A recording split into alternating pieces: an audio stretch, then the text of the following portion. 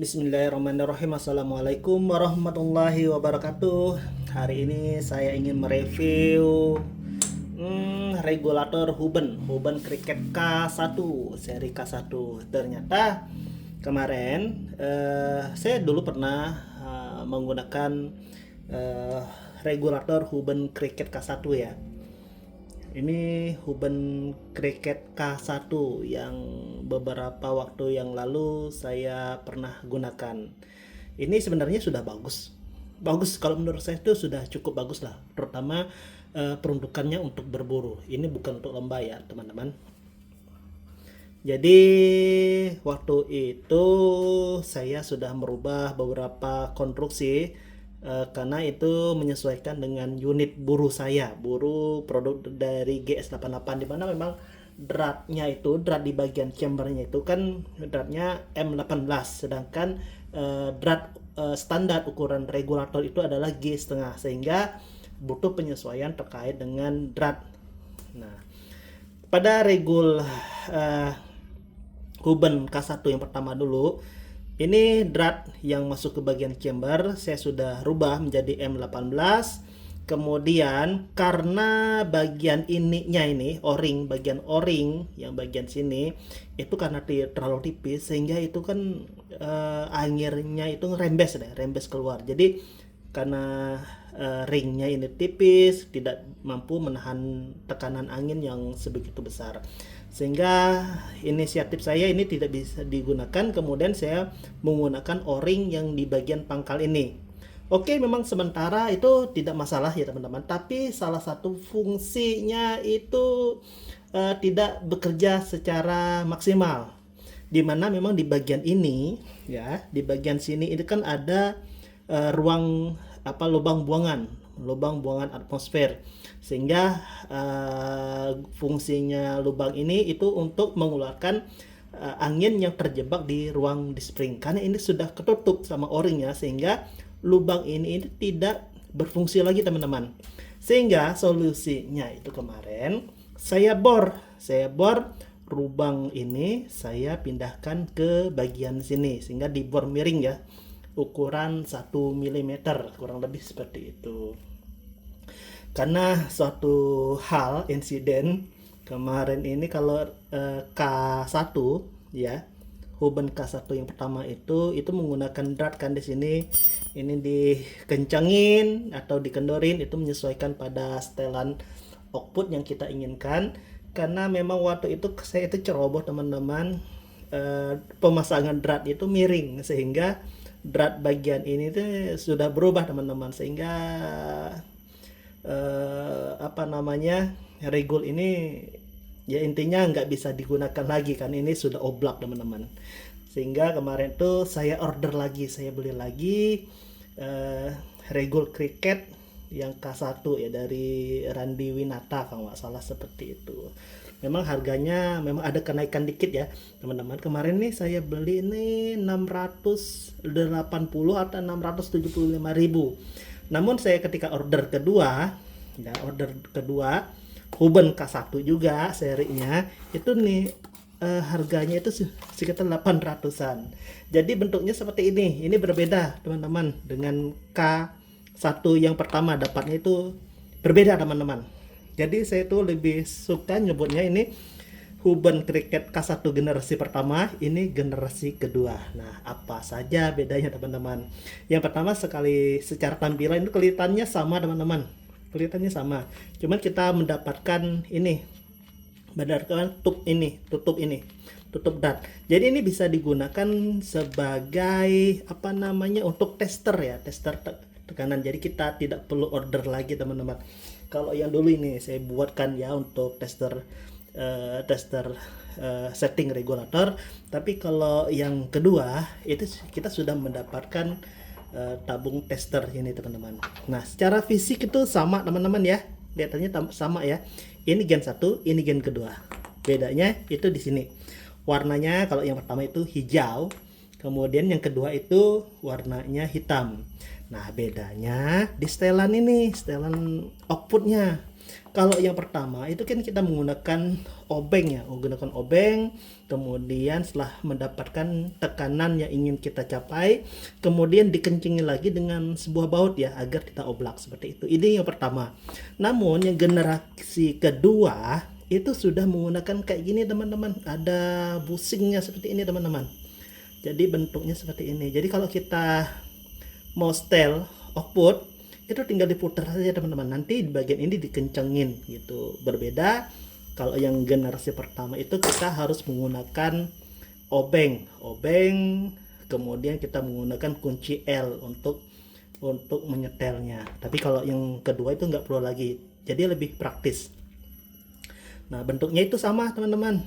Kalau di bagian busingnya itu dari bahan stainless ya, bahan stainless. Nah, bentuknya seperti ini. Namun jangan salah teman-teman, ini nggak bisa dimasukkan atau digunakan pada yang regul K1 generasi pertama ya teman-teman, karena memang di sini udah full stainless, sedangkan kalau yang di sini ini, nah ini jadi oblak. Nah ini yang pertama, ini yang model kedua. Nah bentuknya seperti ini. Jadi nah ukurannya itu sama teman-teman, hanya tinggal ini lebih praktis lagi. Kemudian yang kedua, setelah saya bongkar nih teman-teman, setelah saya bongkar, ternyata di sininya juga ada penambahan ini, ada penambahan disc spring. Nah disc springnya kalau yang generasi kedua itu jumlahnya itu 12 teman-teman ya, sedangkan kalau yang generasi pertama, nah ini generasi pertama ya, ini jumlahnya 10 teman-teman. Kemudian juga di bagian valve-nya itu kalau yang pertama itu menggunakan bola itu warna putih teman-teman ya. Jadi bolanya warna putih. Nah seperti mana ya, nah seperti ini teman-teman, yang warna putih ini.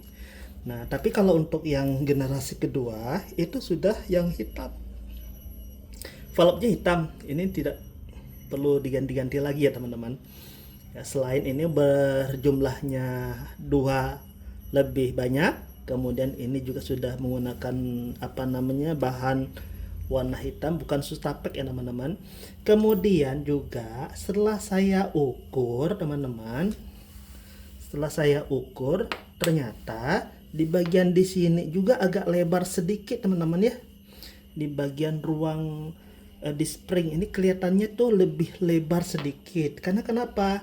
Ketika saya menggunakan ini, pin penguncinya ini yang generasi pertama itu lebih kecil daripada generasi kedua. Tapi saya belum ukur menggunakan Sigmat ya. Coba saya gunakan Sigmat. Apakah benar ukurannya itu berbeda? Baik, kalau generasi pertama, ini gen pertama, kalau ID-nya itu 13 mm ya teman-teman. Nah kalau yang kedua generasi kedua itu, oh ternyata sama saja teman-teman, sama. Kemudian bagian piston ini generasi pertama ya. Ini kebetulan yang kemarin itu juga valve-nya juga sudah saya ganti ya teman-teman, karena kalau yang bola itu yang berbentuk bola itu kemarin itu outputnya itu nggak stabil dan cenderung lebih rentan bocor teman-teman, jadi saya ganti ini. Kemudian juga di bagian sininya juga kemarin tuh sudah saya buntu teman-teman, saya tutup bagian ini. Karena kenapa? White teman-teman, saya cari ya. Nah karena kenapa? Bagian lubang ini itu tembus ke depan, sehingga apabila terjadi tekanan maka bolanya itu ikut bergerak teman-teman. Jadi rawan sekali bocor, sehingga di bagian ininya sampai di bagian sini saya tutup teman-teman ya, saya tutup begitu. Nah saya lihat kalau misalnya panjang itu apakah sama generasi pertama dan kedua.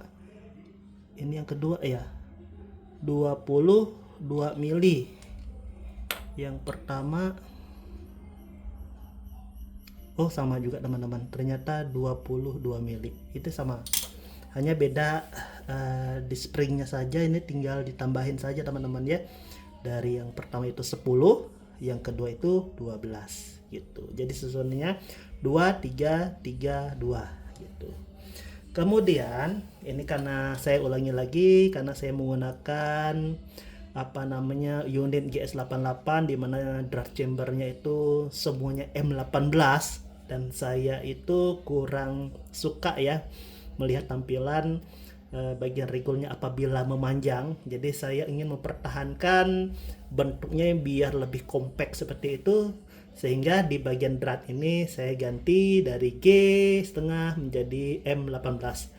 Nah, dengan pertimbangan bahwa bahan ini kan bahan stainless nih, kemudian ketebalannya itu kurang lebih masih berapa ini? 4 mili ya, 3 mili, kemudian ini kan nanti ketutup tahan sama dinding chambernya. Saya rasa ini cukup kuat lah untuk menahan angin ya, nggak akan mengembang seperti itu. Kemudian yang kedua ini teman-teman. Nah, saya sudah katakan tadi bahwa di bagian ini untuk mempertahankan agar ruang di springnya itu tidak ada angin yang terjebak, sehingga awalnya kan lubangnya itu berada di sini, lubang pembuangan anginnya. Nah, saya bor menggunakan mata berapa ya,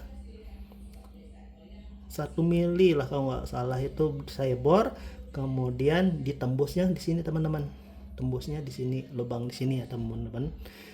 Kemudian yang kedua, jangan lupa juga yang lubang yang lama itu harus ditutup teman-teman. Karena kenapa? Saya sudah coba berkali-kali tadi, saya pikir itu ada kesalahan di mana, seperti saya pikir o-ringnya nggak kuat dalam menahan tekanan seperti itu. Ternyata anginnya itu rembes lewat sini, jadi angin tekanan dalam chamber itu menyelusup di sini ke lubang atmosfer yang lama, kemudian keluar yang dari lubang atmosfer yang baru, sehingga akhirnya itu saya pikir saya tutup lubang atmosfernya yang lama seperti itu menggunakan lem besi teman-teman, sehingga kebocoran itu tidak ada lagi. Nah, seperti itu. Menurut saya sih Regul ini cukup recommended ya, karena bahannya bagus sekali teman-teman. Ini stainless, kemudian ini juga stainless, kecuali pistonnya ya, pistonnya itu white ya, pistonnya itu menggunakan bahan dural. Nah, kalau piston itu nggak perlu yang berat-berat teman-teman, dia harus fleksibel, harus ringan, sehingga kinerjanya maju mundurnya itu lebih ringan ya teman-teman. Nah, saya setuju nih apabila pistonnya itu menggunakan bahan dural. Nah, kurang lebih begitu teman-teman yang perlu saya sampaikan terkait dengan perbedaan Regul Huben K1 generasi pertama dan generasi kedua. Bedanya di sini dapat ini, kemudian sistem setting outputnya bentuknya seperti ini. Nah, berbeda, kemudian jumlahnya ini juga berbeda, jumlah di springnya, kemudian bahan teflonnya juga sudah lebih baik. Nah, ini spare partnya, cuman spare partnya untuk di bagian bolanya itu masih menggunakan yang model lama ya teman-teman, warna putih begitu. Kemudian kalau di dalamnya itu sama saja. Oke teman-teman, begitu yang dapat kami sampaikan. Coba sekali lagi sebentar teman-teman sebelum ditutup. Nah, ini unit saya GS88 Buru generasi pertama. Nah, gini maksud saya tuh, jadi nggak perlu pakai adaptor, Nah, oke, tetap compact ya teman-teman. Oke, begitu yang dapat saya bagikan hari ini. Apabila ada kesalahan, saya minta maaf. Wassalamualaikum warahmatullahi wabarakatuh.